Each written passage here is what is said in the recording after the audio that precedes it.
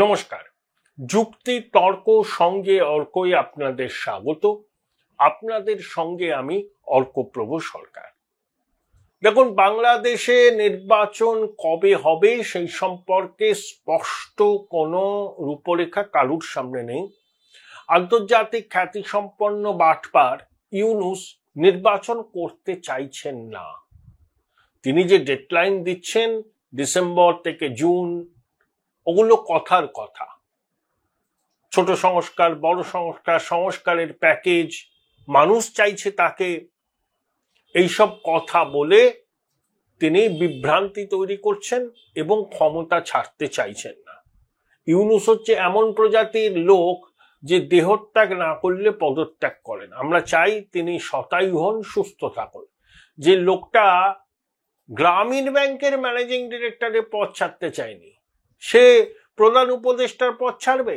যমুনাতে বসে সর্বোচ্চ লেজ্জ পেয় করছে, নিরাপত্তার বহর নিয়ে ঘুরছে, বিদেশে বাংলাদেশকে প্রতিনিধিত্ব করছে, আন্তর্জাতিক সংবাদ মাধ্যমে সাক্ষাৎকার দিয়ে ফোলা ফোলা কাল নিয়ে কত কথা বলছে। সব ঠিক আছে, everything is hunky dory.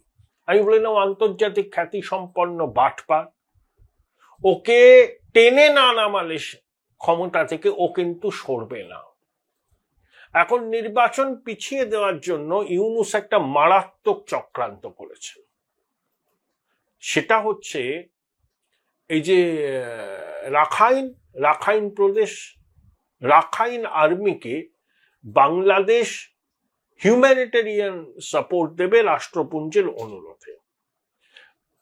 Rakhine প্রভিন্সের উল্টো দিকে মানে নাফ নদী পেরোলেই কক্সবাজার, সেখানে রোহিঙ্গাদের ক্যাম্প আছে। রাষ্ট্রপুঞ্জের মহাসচিব কক্সবাজারে গিয়েছিলেন, সেখানে ওই রমজান মাসে ইফতার করলেন। ইউনূস স্থানীয় ভাষায় বক্তব্য রাখলেন। মায়ানমারে নিযুক্ত আমেরিকার রাষ্ট্রদূত ঢাকায় এসেছিলেন। মার্কিন প্রশাসনের দুজন কর্তা ঢাকায় এসেছিলেন। সেনাবাহিনীর সাথে কথা হয়েছে। তারপরে ওদের পররাষ্ট্র উপদেষ্টা তৌহিদ হোসেন কি বলেছে, ইন প্রিন্সিপাল আমরা এগ্রি করছি যে রাখাইন প্রদেশে ত্রাণ বাংলাদেশের জমি ব্যবহার করে দেয়া হবে। অর্থাৎ বাংলাদেশ মায়ানমারের জুন্টা প্রশাসনের সঙ্গে রাখাইন আর্মির যে লড়াই, সেই লড়াইয়ে শরিক হয়ে গেল। জুন্টা প্রশাসনকে ব্যাক করে চীন।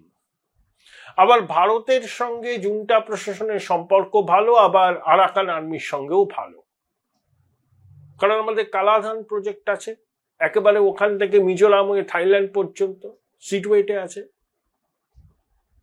আবার রুশ রণতরী চট্টগ্রাম বন্দরে ভিড়েছিল, সেনাপ্রধান ওয়াকরুজ্জামান রাশা সফর করেছিলেন।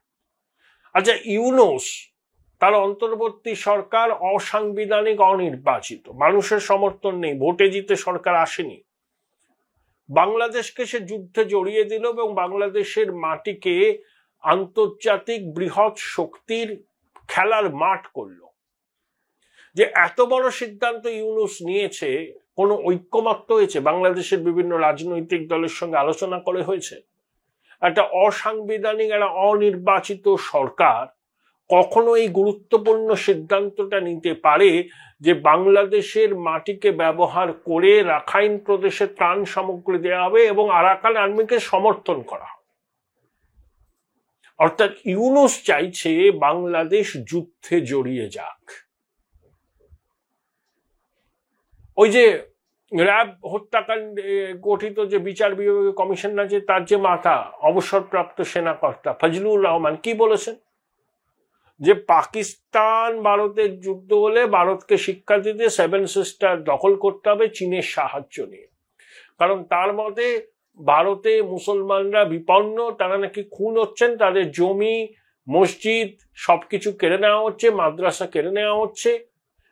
এই সময় বাংলাদেশ এবং পাকিস্তানকে ভারতীয় মুসলিমদের উদ্ধার করতে হবে। মলদ্বীপ খুব ছোট্ট দেশ, তার পক্ষে সম্ভব নয়,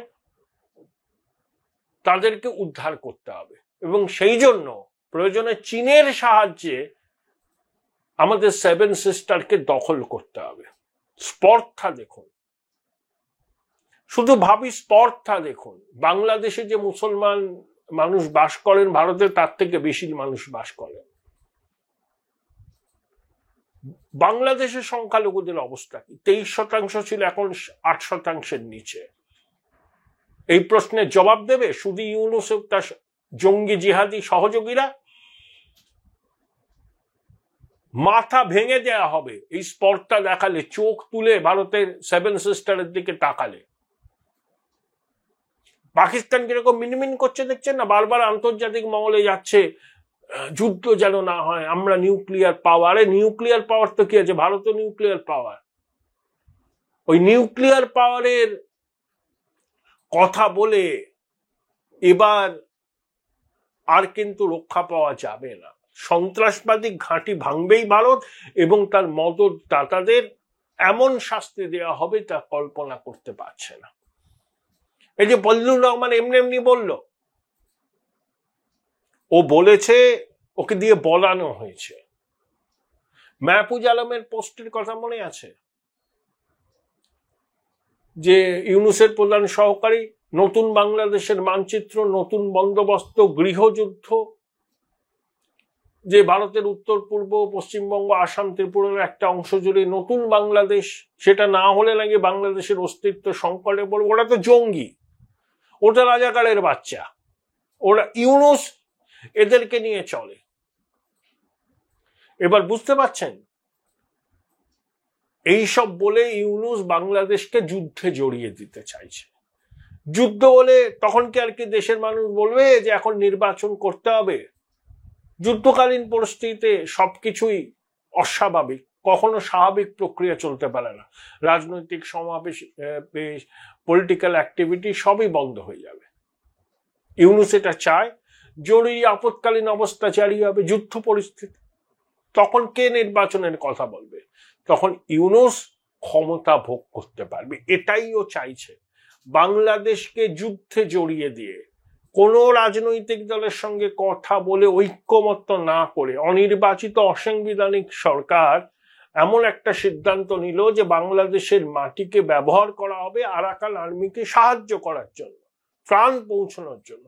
এটা আসলে যুদ্ধে বাংলাদেশ জড়িয়ে গেল। ইউনূস চাইছেন বাংলাদেশকে যুদ্ধে জড়াতে, তাতে তার ক্ষমতায় টিকে থাকার স্বপ্নটা পূরণ হবে। খালেদা জিয়া সম্ভবত 2-1 দিনের মধ্যেই দেশে আসছেন, তারেক রহমান কবে আসবেন জানি না।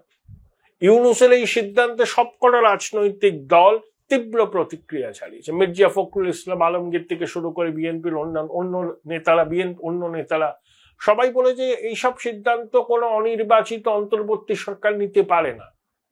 জাতীয় সংসদে সংখ্যাগরিষ্ঠ দলের সরকার যখন হবে, সেই সরকার এই ধরনের সিদ্ধান্ত নেবে। অন্য কারোর এই সমস্ত সিদ্ধান্ত নেওয়ার ক্ষমতা নেই। ইউনূস নিচ্ছে ইচ্ছা করে, ও তো বাংলাদেশের স্বার্থ ওর কাছে কোনো ব্যাপারই নয়। ও চাইছে আরো 5 বছর ক্ষমতা ভোগ করতে। সেই জন্য ও জানে যদি নির্বাচন হয়, ওরই তো দল জাতীয় নাগরিক পার্টি হেরে বুথ হয়ে যাবে, অধিকাংশ আসনে জামানত বাজেয়াপ্ত হবে। সেনাবাহিনী চাপ দিচ্ছে নির্বাচনের জন্য, বিএনপি চাপ দিচ্ছে। এই চাপ থেকে মানুষও চাইছে নির্বাচন। মানুষের নজর করাবার জন্য কি দরকার? যে যুদ্ধ পরিস্থিতি, এখন কি করে নির্বাচন হবে? সেজন্য বাংলাদেশকে ও যুদ্ধে জড়িয়ে দিচ্ছে সম্পূর্ণভাবে নিজের স্বার্থ সুরক্ষিত রাখার জন্য। আমি সাথে বলি আন্তর্জাতিক খ্যাতি সম্পন্ন বাটপার, যে নিজের ছাড়া আর কিচ্ছু বোঝে না। আন্তর্জাতিক চাপের মুখে পড়ে এই ধরনের সিদ্ধান্ত যদি নিতে হয়, সেটা অন্তর্বর্তী সরকারের পক্ষে সেই সিদ্ধান্ত নেওয়া সম্ভব নয়, কারণ তাদের প্রতি জনাদেশ নেই। একটা নির্বাচিত সরকার এই সিদ্ধান্ত নেয়, কখনো কখনো নিতে বাধ্য হয়, কিন্তু তার জন্য একটা ঐক্যমত্য গড়ে ওঠে। এখানে কোনো ঐক্যমত্যই নেই, কেউ জানেই না অন্তর্বর্তী সরকার নিয়ে নিচ্ছে, এবং তাদের পররাষ্ট্র উপদেষ্টা বলছে ইন প্রিন্সিপাল আমরা এগ্রি। এরকম ঢাক গুড় করে তো লাভ নেই, বলুন না আমরা যুদ্ধে জড়াচ্ছি। যুদ্ধকালীন পরিস্থিতিতে নির্বাচন হবে না, নির্বাচন পিছিয়ে দেয় আমাদের লক্ষ্য। বাংলাদেশের রাজনৈতিক দলগুলো সাধারণ মানুষ নির্বাচন চাইছে। বর্তমান অবস্থায় নির্বাচনকে ঠেকানো সম্ভব নয়, নির্বাচনে ভরাডুবি হবে ইউনূস এবং তার সহযোগীদের। সেটা মাথায় রেখেই আমরা বাংলাদেশকে যুদ্ধের আবর্তে নিয়ে আসলাম। বলবো দেশে এখন যুদ্ধ পরিস্থিতি, এখন নির্বাচন কি, এখন তো আপৎকালীন পরিস্থিতি, সবাইকে এক ওই ইউনূসের পাশে দাঁড়াতে হবে। এই সুযোগে ইউনূস 5 বছর যমুনায় বসে চর্বচস্য লেজ্জ করবে এবং বাংলাদেশের 18 কোটি মানুষের ভবিষ্যৎকে এক অন্ধকারের মধ্যে নিয়ে যাবে। এটাই ওর একমাত্র লক্ষ্য। Join Indian Institute of Hotel Management now. Right choice, right decision.